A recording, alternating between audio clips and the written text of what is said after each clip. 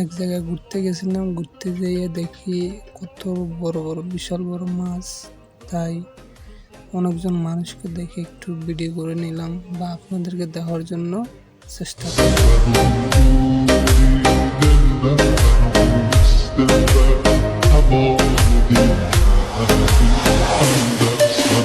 ঘুরতে ঘুরতে আমাদের বাজারে গেছি, বাজারে যাই দেখি কত বড় বড় মাছ।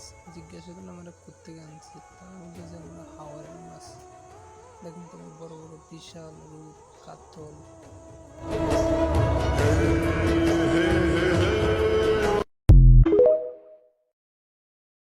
এক জায়গায় ঘুরতে গেছিলাম, ঘুরতে যেয়ে দেখি কত বড় বড় বিশাল বড় মাছ।